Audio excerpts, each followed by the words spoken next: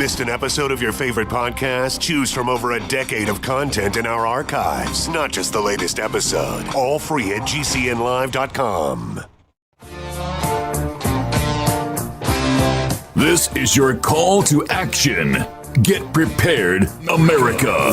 Economy, survival, energy, disasters.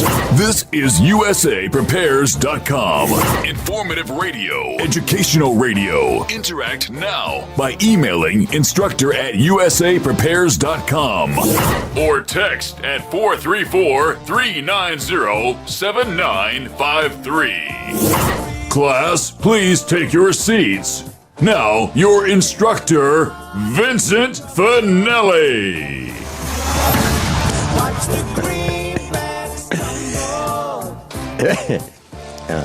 Everyone all set?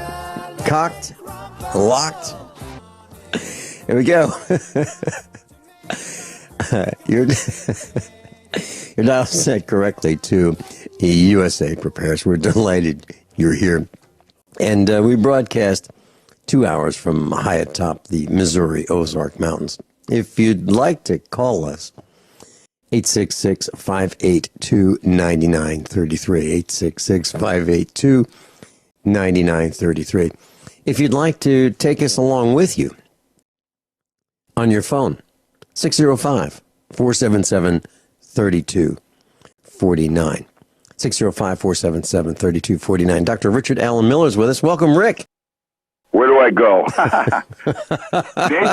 Nathan is back.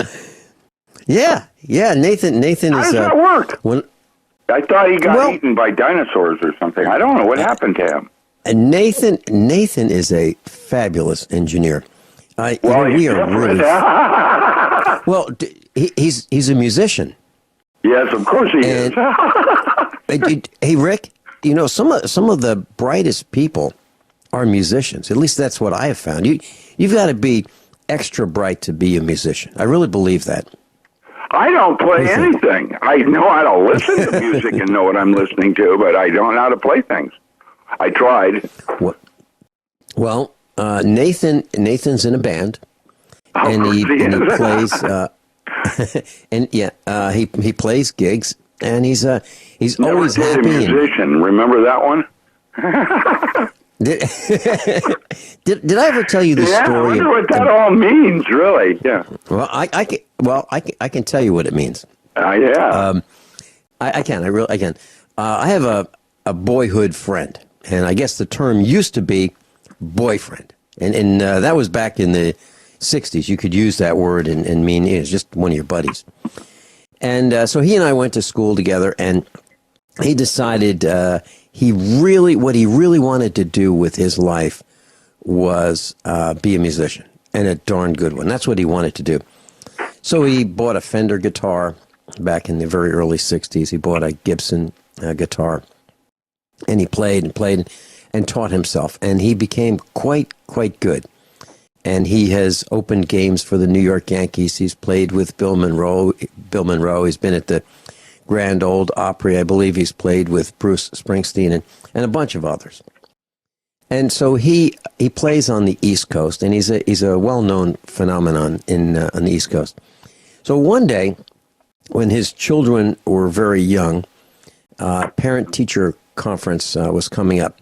And so his wife had a full-time job during the day, and he played in nightclubs and so forth at night. And so the teacher wanted to get to know the parents as they were coming in. And because his wife worked full-time, he was going to be coming to parent-teacher conference in the next day or so. So the teacher asked, around the classroom, so what does your daddy do, and what does your daddy do, and those kinds of things, just to figure out, I guess, where the socioeconomic status of each family, or whatever reason the teacher was doing that. And it came to his daughter. And his daughter was, I believe, in second grade. And so what does your daddy do? Well, he goes to bars. and he stays out all night. And he falls asleep on the couch. So he goes to bars, comes home, and falls asleep on the couch. That's what my daddy does. And that's what his daughter said.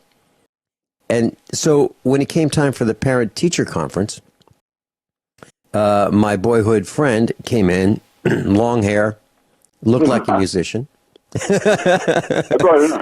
looked like a musician of the day. And the teacher was furious with him, absolutely furious, that he was so irresponsible to go out drinking and coming home and sleeping on the couch and all day long. And you know, it was just, the impression was he was good for nothing. But he was a very accomplished musician. So maybe that addresses your statement of don't marry a musician, because people may get the wrong impression, right? So, you want to talk about the State of the Union? Is that something that you wanted to share with us? Your thoughts? First and foremost, I've got a personal problem with Amazon, and I'm serious about it, and it has escalated to the point where I'm financially in trouble, and I don't know quite what to do about it. I can't find a lawyer. Why? Well, I found this gunslinger, and he's $400 an hour, and he's intrigued and would take it on contingency, because there's going to be a lot of money involved, and then he chose not to. Why? Because Amazon's going to tie us up for 2.5 to 3 years in court. And does he want to chase that windmill for $3 million for 3 years? And that's the way it is. It's about money. And Amazon is so big that they can pretty much, like our government, do anything they want, including break the law. And they're above the law in that sense of it, in that the law is inequipped to prosecute them. And if it's about money, who cares? That's, you know, money's for nothing and the chicks are free. You know, I've had it. And I'm seeing it in everything, not just Amazon. The problem is, it's come home to roost in my own personal home, and they have hijacked every single title I write. Every single title has 3 or 4 original sources. How does that work? And the thing is so convoluted, I will never really know what happened. I will really never know who did it, why they did it, or how long it's been going on. Skimming. At one point, I thought it was a money laundering deal. It's not. I am penniless. I am probably going to have to go back to work somewhere. I'm going to have to stop writing. It's that bad. It's that bad. And Amazon, I have not been allowed to talk to a human being. Not once. Now, something's wrong here. And now I'm looking at it in almost everything that's happening. And like our government. The fact is that I talked to my daughter last night, and she's really, really down on Donald Trump. She does not like him at all. And I can well understand, because he's a fool. He's a buffoon. And why? Well, our president should represent our most morally correct and most educated. They don't. They represent who can play Go or Monopoly better. Nice rack. I love Alex Baldwin, man. He's that God. He's so good. Saturday Night Live is possibly the only reason I'm still alive. I mean, I have to laugh at something. It's terrible. We are not given choice. I wouldn't have voted for either of them. Hillary Clinton's a criminal, and her husband is a cocaine dealer. Now, how's that work? That's our president, and at the time when Gore came to visit with me, I have to tell you, I thought Clinton was up there in Portland doing Spotted Owl. You know, he's a good president. The whole thing stinks. And that's why now I'm getting to be a grumpy old man, because I'm starting to see clearly things I didn't see when I was a kid. I'm Rick, still not you said seeing you- clearly, probably. Rick, you It's said you... all illusion. And I posted similar things about the Matrix and how we're being controlled by who knows what. They took out or tried to take out David Wilcock. He survived. They tried to take out Jordan Maxwell. I don't know what's happening with Jordan. They're taking me out, and I don't have any options because I never gave money a second thought. It was not why I did what I did, ever. And when I left physics, everybody thought I was nuts to go into agriculture because I wanted to farm. Now, I'm angry, and I'm struggling, and I had a nervous breakdown. I actually got sick. I mean, really, mentally sick. And now I'm angry because I'm realizing there's nothing I can do about it. It's the way of the world. I had a very nice talk with my girlfriend's brother-in-law. And he said, you know, you're just going to have to walk away and sleep with the enemy. That's crazy. And it's against my values. And he's right. And that's the problem I don't like about this earth. Rick, are you saying that you're... What's that? Are you saying you're willing to sleep with the enemy? Instead of fighting Amazon and taking him to court and all that, that's a waste of time. It's like Don Quixote chasing windmills. There's no way I'm going to be able to do anything. And they know it. They knew it when they did it. And you want to hear the bad news? I don't think it's Amazon, it's the criminal. I think Amazon is complicit, and I've got him, literally, but I think it's Ingram. I think Ingram is actually the criminal. And there you are. Where do I go now? Doc Ram's with us, Dr. Richard Allen Miller, and he's giving you what's happening to him. It's a pretty rough story. We'll be right back. Dr. Richard Allen Miller's with us. Hey, Rick, I just want to share this with you. I was looking at some of the most wealthy people on the planet. So number one, and there's a reason why I'm going through this. Number one is Bill Gates.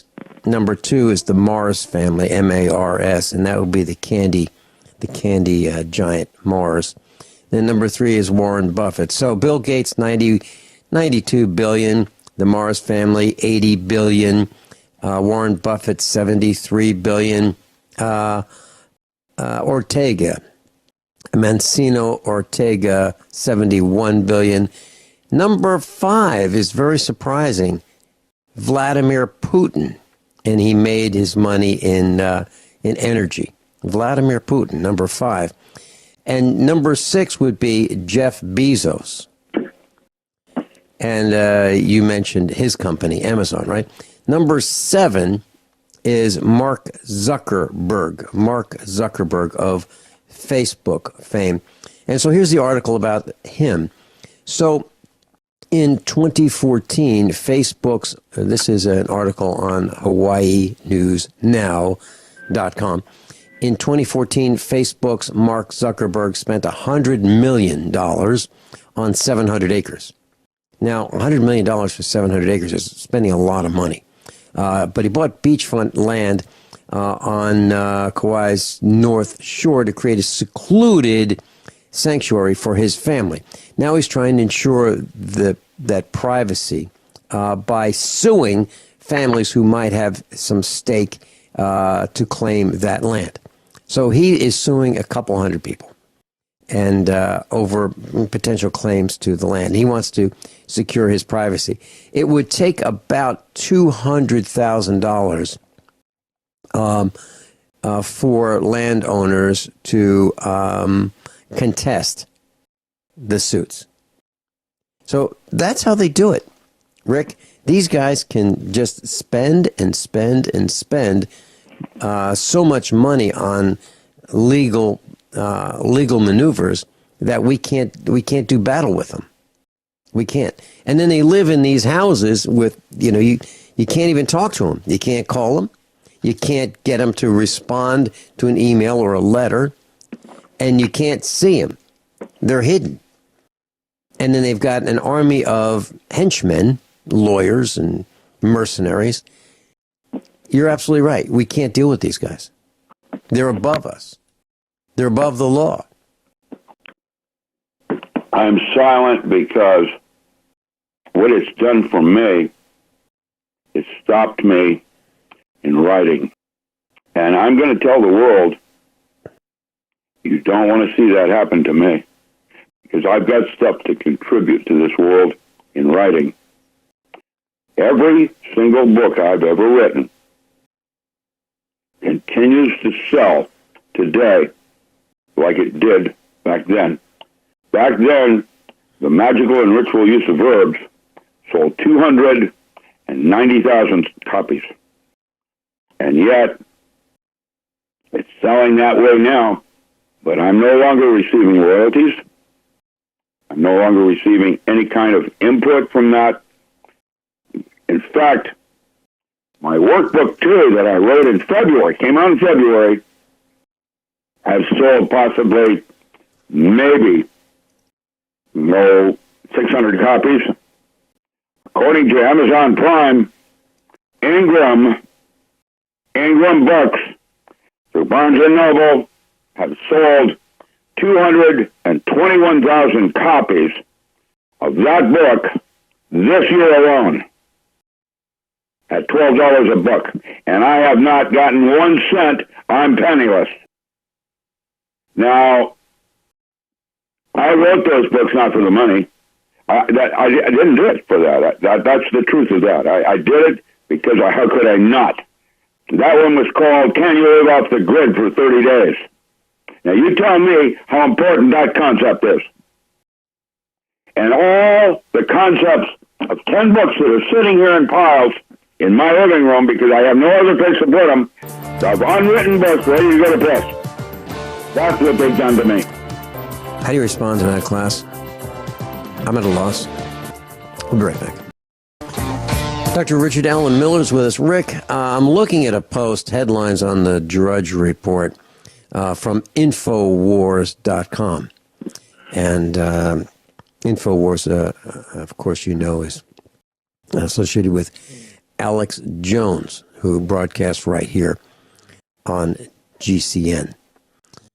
Did you know that I have never been on Alex Jones' show, that he had me scheduled 3 different times and at the last moment canceled me? Nobody has ever canceled me, ever, in radio, ever. Sickness, that kind of thing. This was because he felt the presidential elections were more important. And while he had Matt Stein on, he never had me on, ever. And he never came back to pick me back up. Isn't that interesting? I'm going to start being verbal about my opinions on individuals that I'm meeting in this universe right now, and I'm going to start naming names on whom I think is right and who's wrong from my opinion point of view. And I am intellectually smarter than any of these people, and I am going to tell you something. There's something wrong here in America, because America is too big. What the CIA is about to do, just FYI, is they're going to stage another false flag to have an excuse to declare martial law. There's a no-fly zone in Colorado right now because that FEMA camp is loaded with a bunch of military. How's that work? And I'm telling you, flat out, they're going to try to they're going to override Trump, our constitutional rights. And what's going to happen next, FYI, is the United States is going to fragment down into 9 countries, which is more easily managed by these large people. That's how it's going to play. Mark my words. Rick, in that line of thinking, here's the headlines. This is from, it's an article on Infowars today. January 19th. And here it is. CNN. If Trump is killed during inauguration, Obama appointee would be president. Network slammed for encouraging violence with a bizarre report. It says here, CNN has been criticized for airing a report which revealed that an Obama appointee would become president if Donald Trump was killed during an attack on the inauguration tomorrow. Entitled Disaster Could Put Obama Cabinet Member in Oval Office, the report admits that there is no specific threat targeting the inauguration, but goes on to speculate about who would be in charge if an attack hit the incoming president, just as the transfer of power is underway. I'd like to say something about Putin right now. This is relevant. Putin is the one that went to the United Nations and said, if you want to come to Russia and be a Russian, you speak Russian. And look, it was Edgar Casey. He's smart. It's not about money for a minute. Putin is smart and is well aware that Obama is trying to stage a situation that Donald Trump cannot get out of in a war between Russia and the United States. And that's been going on since the Ukraine, when they found that the Ukrainian and Russians were killed by the same rifle. Now, I'm going to say something further. I think Edgar Casey nailed it when he said it will be the bear that saves America. Now, they're going to try to fragment us because we're too big. The problem with being big is that you have little cells within military, for example, that are above the law and there is no accountability, no jurisprudence, none of this oversight. Never, they just do what they choose to do with as much money as they want to use. Period. End of story. And CIA, I'll tell you, man, they're supposed to be outside the United States, and yet they're orchestrating inside the United States. And that's fact. So what's wrong with that system? I'm going to have to go to work at Weimar. I can't write, I can't speak, I can't say what I want. And what will happen is everybody, the National Guard, the Oath Keepers, usual suspects are all infiltrated. Even the militias are infiltrated. Trust me. I watched how Burns, Oregon went down with the Clinton Foundation giving a Class 1 uranium mine to Russia, and they had to have probable deniability, and there was a body count. They're doing it up in Portland right now, and I'm watching how people are getting off. Listen, the whole thing stinks. It's wrong. You're talking and about nobody can do anything about it, including vote. Rick, you're talking about the militia. I was at an event, and there was a militia presence, and they had the top person in the militia there representing the militia. And I'm not going to say which militia it was. So I was talking to him, and there was a guy who brought me over to this top person, and he introduced me. He said, I'd like you to meet Vin Finelli. And the guy, the main guy, the number one guy in the militia, said, yeah, I've heard of you. But I'm telling you right now, we will not have any of this conspiracy theory stuff. Right out of the gate, they've labeled you.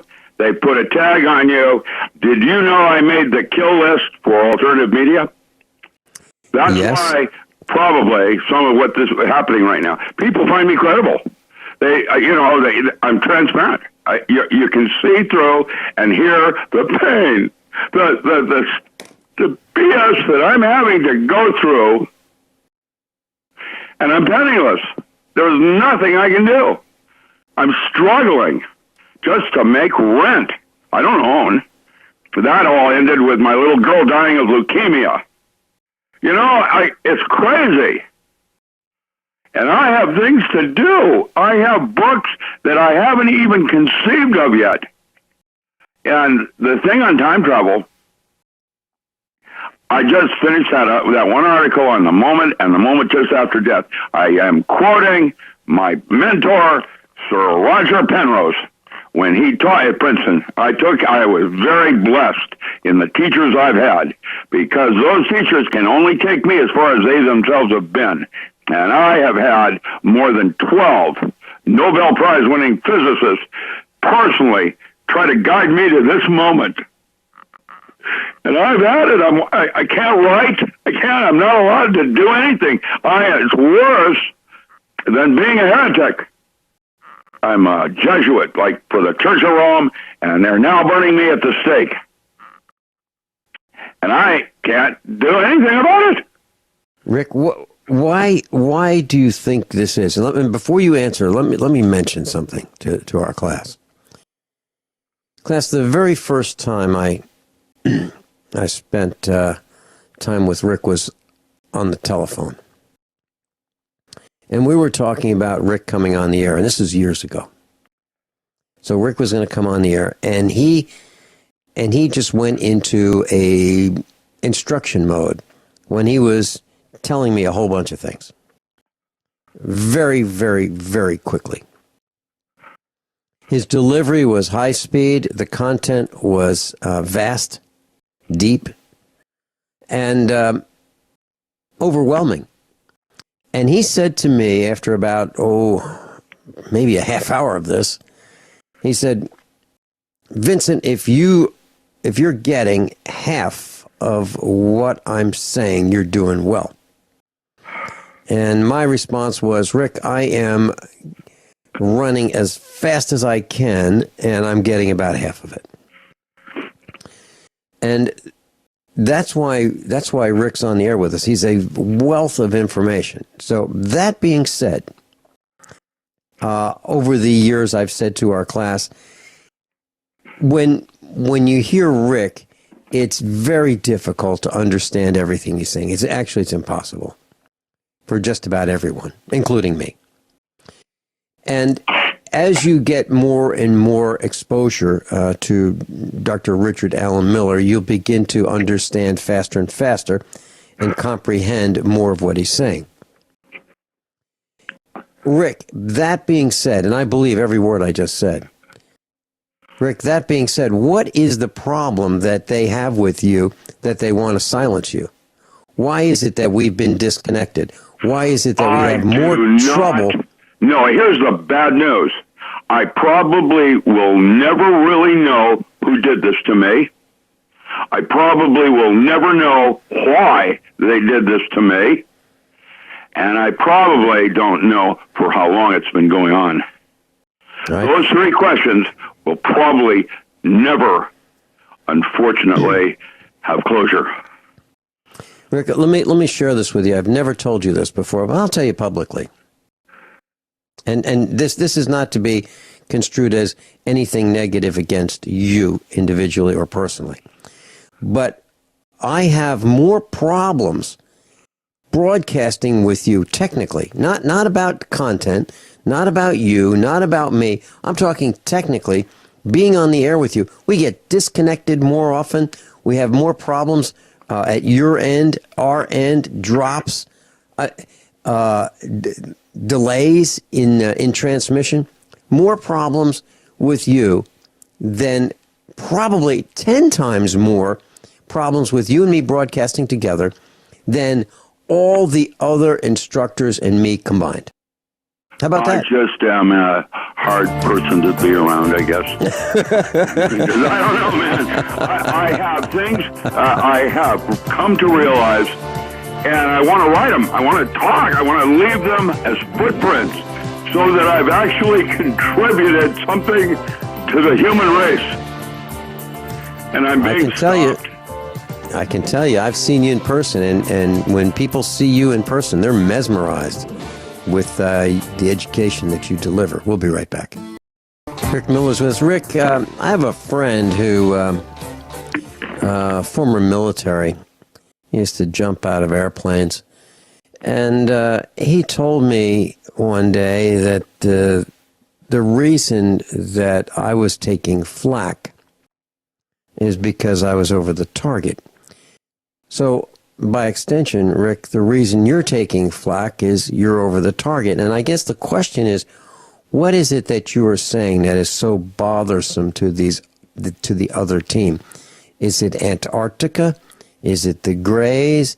Is it the UFOs? Is it the radiation? Is it Fukushima? Is it energy? Is it politics, the political morass? Is it physics? Is it chemistry? Is it glyphosate? Is it electromagnetic radiation? Cell phones? Radar guns?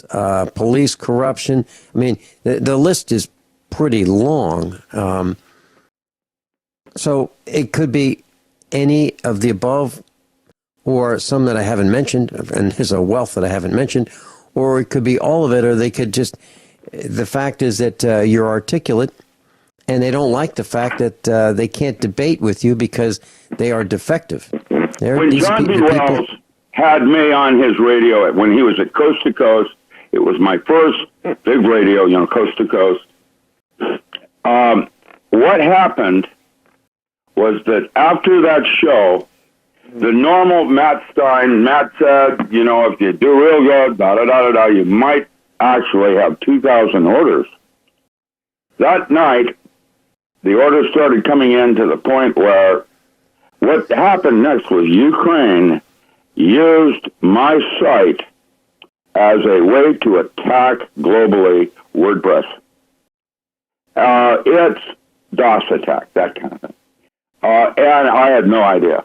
What happened was John had garnered so huge an audience that Lisa Lyons fired him the next week. I had 6,000 orders in 1 week. That means that the amount of people that John B. Wells reached that moment, that one moment in time, was possibly bigger than anything in history. And everybody, for whatever reason, just happened to do the show where, you got to listen to this, whatever. And what happened next is John B. Wells started his own little show. Now, listen carefully. John is marrying his office manager, and his son runs the studio. And when I do John B. Wells now on his radio on what's that, Caravan to Midnight, I used to get 400 orders a day, 400 orders after that interview. Did you know that the last time I did John B. Wells, I didn't receive a single order, and yet my books sold to somebody.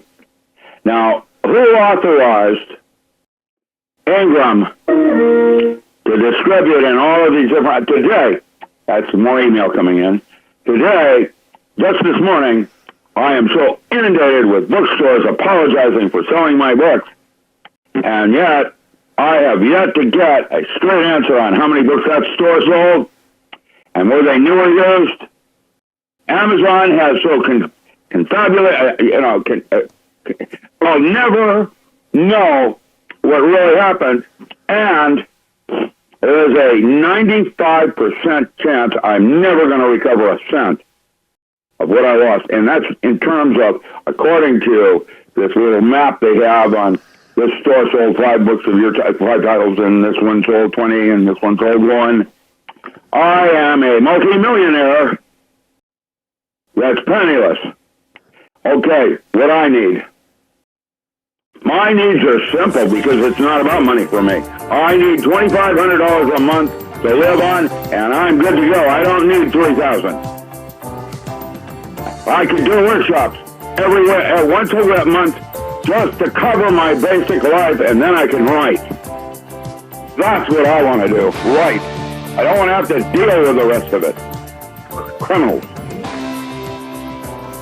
Rick, when we come back after top of the hour news and commercial announcements, let's talk about our planet Earth, burning fuel, and what that means. Are we lightening the planet? Has it become lighter?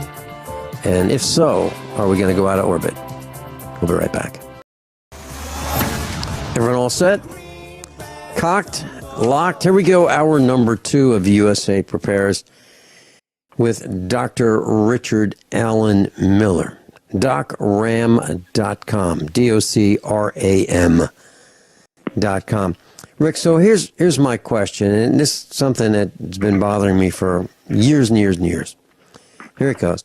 So we drill these holes into the earth, and we pump out oil, crude oil, and then we refine it, and then we, through fractional distillation, we burn it, either as kerosene, jet fuel, home heating oil, diesel fuel, gasoline, and gases as well.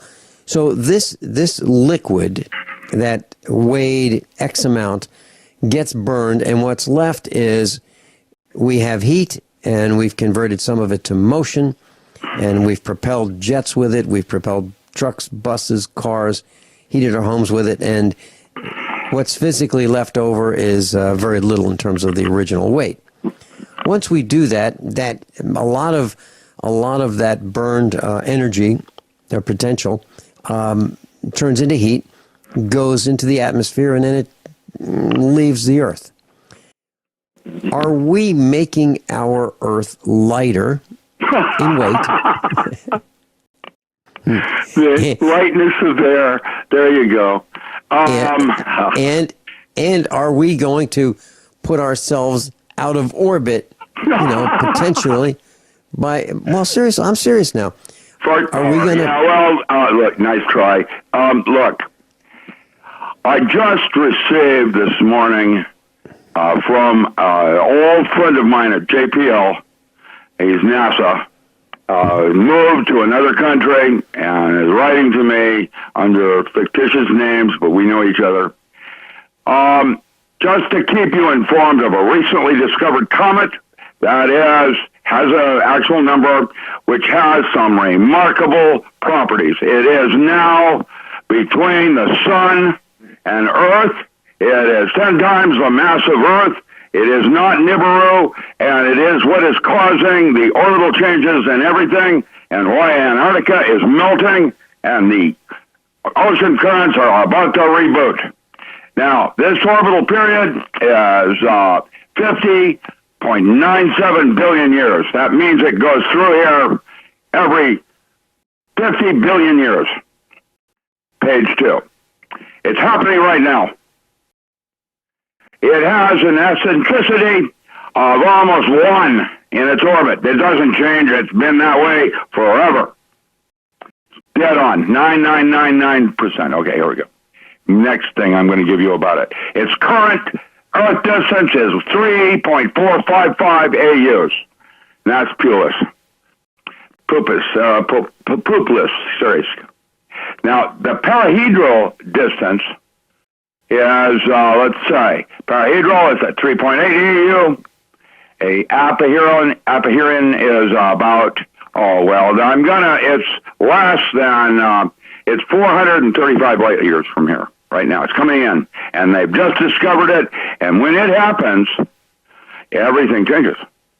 This is not Nibiru. I think it is one of the planets that is connected with this comet, and I think the whole thing is like a petri dish, and that we're being Antarctica. You wanted me to tell you what the key words were and when I'm talking about Antarctica. Well, when I was there in the 70s, I was there to discover how the light worked inside this cavern that was more than a mile high and had caves going down more than 100 miles down into the earth past the mantle. That's what I saw. The big traffic with all these different countries, according to Wilcox, who is quoting from Benjamin Fulford, who, by the way, is disinformation from my point of view, is that they have discovered in Antarctica just recently an ancient alien base in full money. And everybody in the world has been invited in there. They're not telling the public, and it goes better. Apparently, there was a race that warred intergalactically and lost, and they came to Earth to hide. And they were down, 100 miles into the mantle in this little place out in the soul, out in the, the little rim of the galaxy, and they were hiding there, and they created a new kind of man. And that's where the fourth genome in our blood type came from. And people like me are supposed to, this is now David Wilcock, who I find is a good researcher. He was way more speculative than I would be. I'm more like a physicist and have to maintain that element of credibility so that, people feel safe, that kind of thing. I can tell you that what's happening here on Earth is not what we think it is. And that there's something else going on. None of us will probably ever know really what it was. It's not like that. In fact, that's the way time works going into the future, is that for everything that you learn, you find 5 more things you don't know. In other words, it is a relationship to information, time. And I now know what happens at the moment of death, heaven and hell and all the rest of it, because we have had instances where people died, near-death experiences, they call it, but where they died, they go to heaven, and then they come back with stories of what they've seen. That's Elizabeth Kubler-Ross and those people. Now, astral projection is a second one. It turns out, and I'm tangenting, but it'll all come back circular, and you'll see about this hot air thing. that basically, man has been created, and we're to serve something, like a food chain. And that what's happened is, we were given choice. That's what made us unique. And I'm David Copperfield. I want some more porridge, please. And that's where it is, right now at this moment, with this comet coming in and other things going on that are changing the cycles on Earth. And it's been recurring in history. It is cyclic, like a resonance. And I will be writing about that when I finish this article on time travel.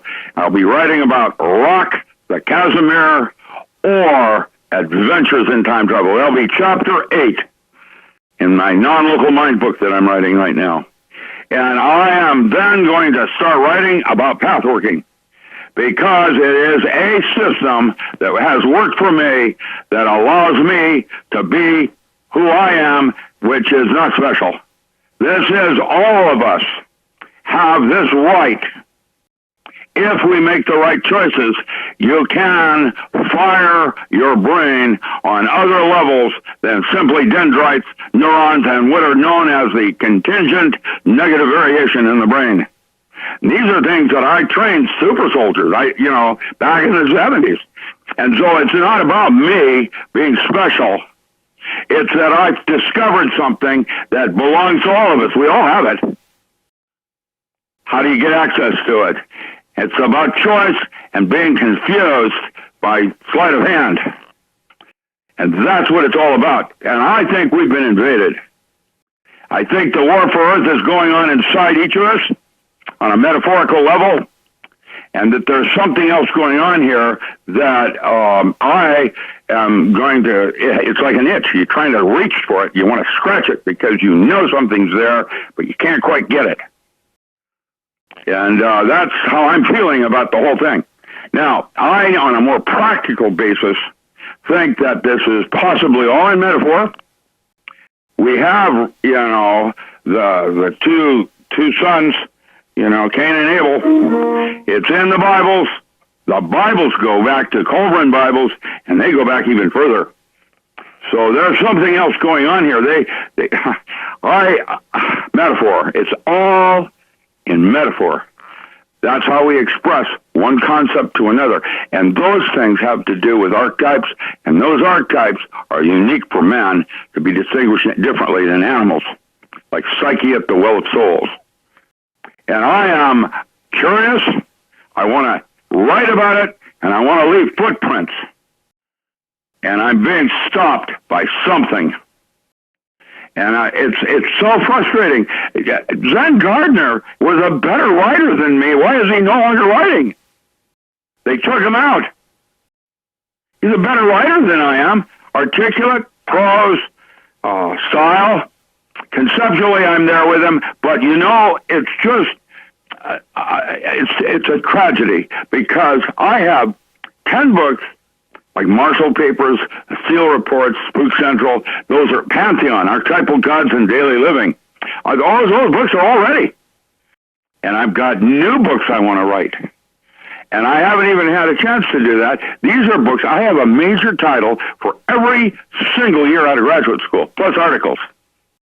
And the Encyclopedia of Alternative Agriculture that just came out, I'm going to start doing something Amazon can't. I'm going to do specials where if you buy Power Tools, you get for $30 instead of $21, you get both workbooks too.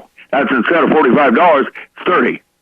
I'm going to try to start doing my own strategies to sell things. What I need is to do a Skype workshop somewhere in the U.S., anywhere, on farming, 2-hour shots that allow me income enough to take care of my basic needs so I can do what I really should be doing, which is writing and leaving footprints for the next writer. And I need help, and I don't know how to get this started because my skill set is in writing. Okay, Rick, so let's do this. Let's do this. Let's do this. If anyone in class today... We can do a Skype. I did one last month up in Quebec. They had about 50 people, and they all high-end IT users, and guess what they had in common? They got a medical marijuana extraction plant facility permit from Canadian government. What do you think that's worth? If any of you can help Rick get these webinars going, contact Rick Miller. We'll tell you how in just a minute. Doc Ram's with us, Dr. Richard Alan Miller, DocRam.com. Rick, how does one get in touch with you should one of our class find a way for you to work on these webinars? Well, emails, phone calls, my phone. I'm like you. It would be really nice to know who's calling. Well, that's a good point. Well, anyway, let's talk about that, and then I'll tell you what. First, would you give out your email address, Rick? Sure, it's Rick. You got it, Rick at nwbotanicals.org. Everybody's got that. Rick, RICK at NW. Yeah, for Northwest. Botanicals.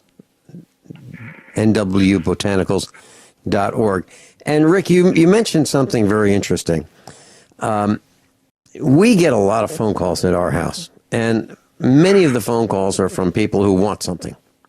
I'm not talking about they want to sell us screen doors or vinyl siding. These are people who want us to do something for them. And unfortunately, I've got responsibilities to keep the farm running. Okay, so I just can't take call after call after call after call. And I no longer will accept phone calls from numbers that show up as blocked, unknown. If a person's calling and they block their identity, I will not accept those phone calls. I won't do it. I don't think it's polite for people to call and hide their identity from me. If they want to talk to me, then they're going to have to tell me who they are.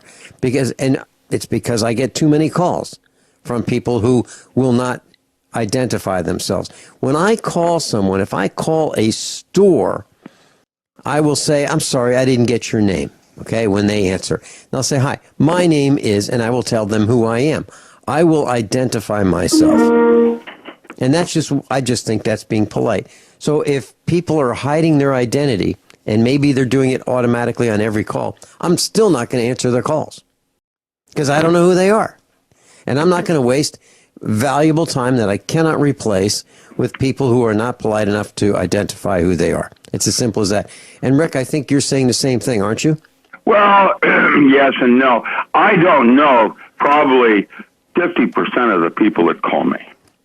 Never heard of them before. They're a fan, or they're somehow trying to engage me for help. And, of course, SIVA is that part of, helping another as you might need help yourself on the road if your car broke down. Of course, I'm there to try to help if I can. I'm not afraid of law and liability. I'm not afraid of being in a gunfight. If someone needs help, I'll try to help if I can. I don't just ignore that because somehow I'm related, and they would do the same for me. That's not true, by the way. Turns out if they're masked, all kinds of people out there, but if and they all have different values, and you have to realize that's God's will.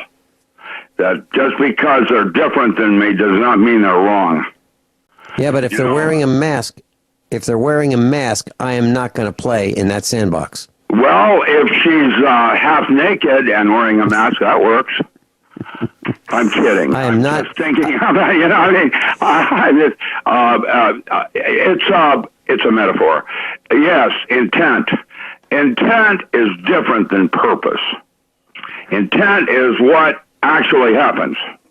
Purpose is the real reason you're here, and theoretically, according to Aleister Crowley, if you're doing your true will, if you're really doing your purpose, none shall say nay. So obviously, like Zen Gardner, maybe I shouldn't be writing. I don't think so. I'm pretty much in touch with things that most people don't, with myself, in terms of talking to my future timelines and resonating. I'm integrating, but I'm still aberrant, just like everybody else. So I don't know. Rick, can we come back? I need to make some money. Rick, when we come back, let's talk about some of the things that you have available for purchase. Let's talk about the Pentagon's plans for a doomsday artillery shell containing an electromagnetic pulse weapon. Yeah, they want to cripple an entire city. I had that. I helped build that one, the pulse weapon. Doc Ram's with us, Dr. Richard Alan Miller. Rick, can you give us a thumbnail sketch of some of the books that you've got for sale and how we can get them? Yeah, don't go to Amazon because they'll be selling used books as new. I got 3 different books of mine from Amazon that were sold to me as new books, and they were used. Used because they had my signature in there from a year before. I've got that as physical evidence. Don't buy my books from Amazon because they will print my older copy or older version of a book of mine the day of the order and then ship from a different state. I've got 3 examples of that. One from Lexington, one from San Bernardino. That's Amazon. Ingram is selling my books in bookstores. Today I had 12 different bookstores apologize for selling my books. Now, that means somebody is printing my books, not me. So the only place you get a book is from me. I have no third-party distributors. I am a mom-and-pop small business, and if you want my book and you want it autographed, you come straight to me. People can do that through the mail because they don't trust credit cards, or you can use PayPal by going to oak-publishing.com. That's a small publishing house. That's me. And or any of my websites, which will take you to oak-publishing.com. And that would be either on Facebook or my website, richardalanmiller.com. Now, the encyclopedia has just come out, all 9 volumes, as an ebook, PDF. And I don't let you download it. That was a little game someone tried to play out of British Columbia, my stalker. It comes directly from my home with a label on it and everything else. I'm going to start putting labels on these little CDs where I mail it out to you. And by the way, anybody that does that book will get as a bonus on there 2 mushroom books, psychedelic mushroom books, that are out of print that I wrote way back when. And let me tell you, the psychedelic mushrooms are going to be out any moment. Just kidding. Now, with that, pictures, how to go out and find them. Both, Robert, never mind. I was going to tell you where I studied under Dr. Stuntz. We made a cultivar variation called Philosophy Stuntzii, which was different than cyanescence.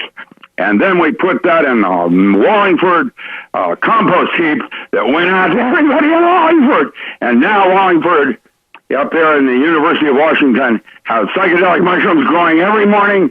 Before the dawn comes up, you'll see kids out there in the medians picking mushrooms. Go figure. That was something I did a long time ago. I'm being a little more responsible now with pharmaceutical mushrooms for cancer. But one has to start somewhere, right? Anyway, that's where you can get my books, from me. That's the only source.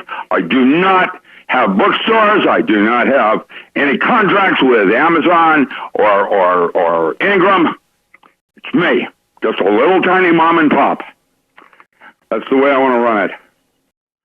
So, there it is. Rick, you're mentioning that this comet heading our way is 435 light years from here. Is it impacting us now, right now? I have no idea. The physics would say no, but then we don't know everything. I am going to be writing about resonance in terms of Casimir and the magic numbers 3, 6, 9. That formula seemingly is the key, as far as I can tell, to the universe. And you see it on a leading edge in a wave in the ocean, where it's moving faster than the water itself. That is exclusion zone water, which is chapter 6 in the non-local mind, talking about the memory and structure in water. Now, once you understand that, what happens is that at the moment of death, there is a physical weight change, just like the Egyptians said, in the Ba and the Ka, the soul and spirit within matter. And what's happening next is, as from a physics point of view now, and by the way, FYI, physics is not the real thing. It just everybody believes it is. And that's what makes it true. Because the last words in my book will be, imagination is reality. That is the bottom line. And now imagination isn't what you think it is. So there's that part that needs to be more clearly defined. What imagination is and what it is not. I love fantasy. They have, yeah, like she comes in with a whip and black leather. We're going to do something a little different tonight, honey. Outside your realm of and your mouth drops open. That place has to do with brain chemistry, and you can orchestrate that brain just like you do a musician. Because magic is the art of changing consciousness at will. And when you can do that from a musician's point of view, now you are doing sleight of mind, which has been reserved for the ultra elite of Europe for centuries. And that is what I'm going to write about, because it belongs to everybody. And how you choose to be a band playing, Mark Knopfler and the Money's for Nothing, Chicks Are Free, that place is a joy, the highest form of bliss there is. That's why they use it in Quaker religion, the joy of something. And they're taking my joy away, and that's criminal. That's what's happening. And so I need to make some money. And if anybody would like to do workshops on Skype, inexpensive, it's a good way to have access to the fountain of knowledge. Yeah, Knowledge, that's a by the really way, good way of putting it. So there. That's a great way of putting it. Rick, you mentioned Antarctica, our number one, and you talked about you were sent down there to find out how the light works, or the lights. Well, it's lit down there. I mean, when you go in, it's light. Mm-hmm. How does that work? How's that possible? Huh? How does it work? How does it work? Bioluminescence. There's a bacterium mold combo that luminesces and creates light bands that are in the visible light spectrum, and you can see, just like you have fish way down deep in the ocean that glow. What part of the spectrum is it? Is it close to white? Well, is it bluish? visible light region, from going from red to just near infrared. Infrared is heat, and you don't see it, you feel it. It's different. And ultraviolet. Oh, have you all noticed the orbit change is now creating a sunlight that is toxic right now to you because it's not being screened properly because of the orbit shift. And that means it's like being on a snowfield. In normal daylight, your eyes are going to start hurting because it's brighter than you can handle. And watch out what it does to the skin, FYI. Even sun blockers that we would normally have screened that will not work well, and you can get sunburn if you're not careful. That is our new world. I'm so glad you mentioned this, and I'll tell you why. I got a call from Miles in Europe, one of our senior instructors, and he mentioned this to me off the air early one morning. And he was telling me about the ultraviolet light is increasing, and it's becoming more and more dangerous. And he talked about making sure that we wear hats when we're outside, making sure that our skin is covered. I talked about that we just need to be more concerned about this than ever before.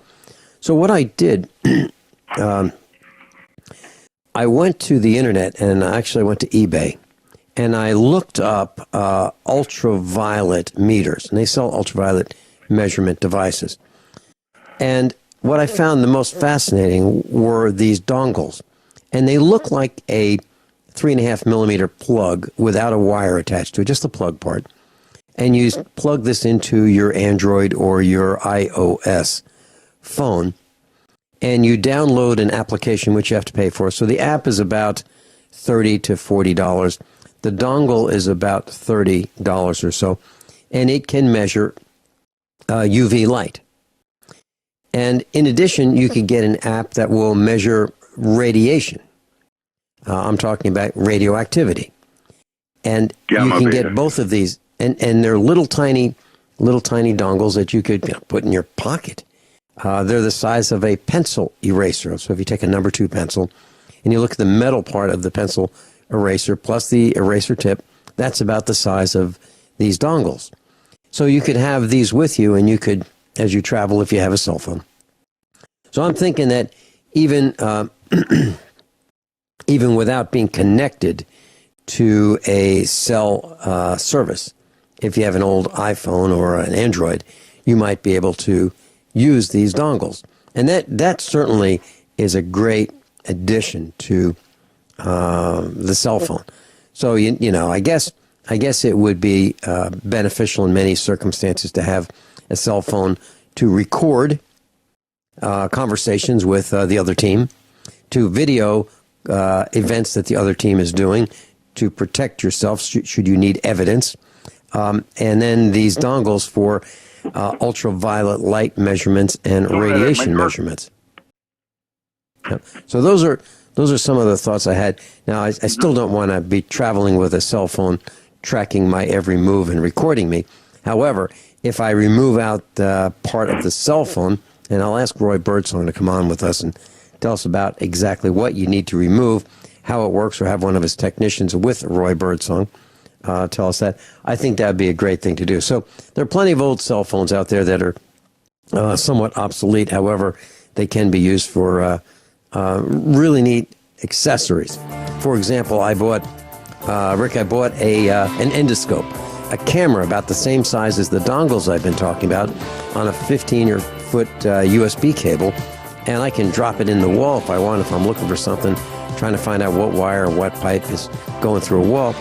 It's illuminated, and how much was it? $10. Now, I bought the kind that doesn't go to a cell phone. It actually goes to a PC, a notebook PC, and it works great. I've tried it.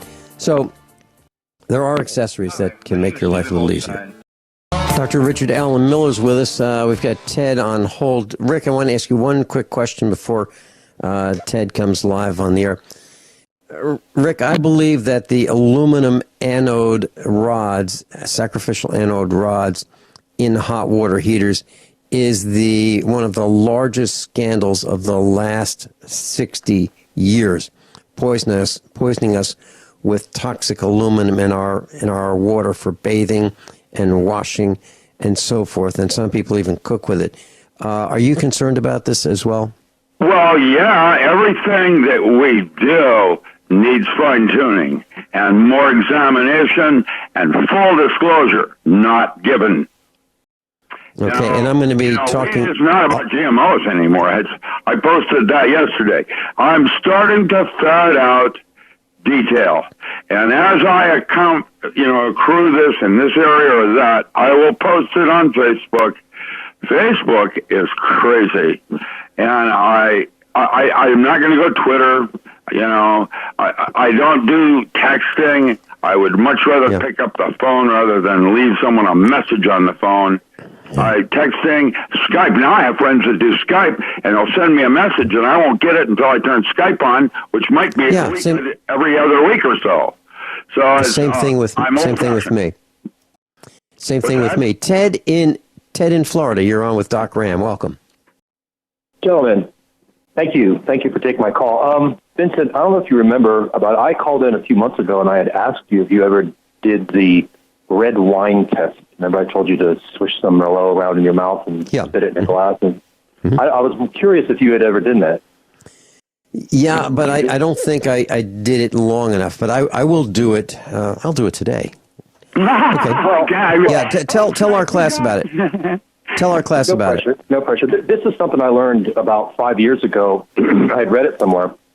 I said if you take a Merlot, preferably a good one, because you're going to want to drink some of the bottle after you see this. You swish around your mouth for 1 minute to 2 minutes, and then you spit it in a clear glass, and supposedly it pulls out the chemtrail fibers that are somehow being extruded out of your gums.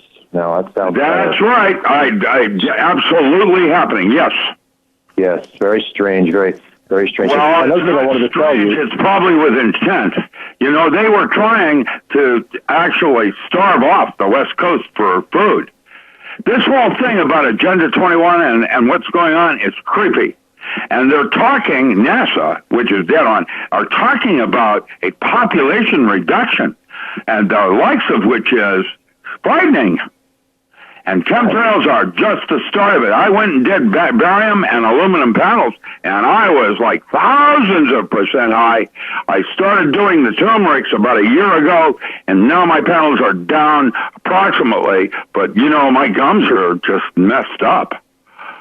It's all There's a video on YouTube that you might want to look into, which will really freak you out, which nobody really has to do much to do that anymore. It's by a man, his name's Harold, Harold, Counts, Kauntz, I believe, Vela.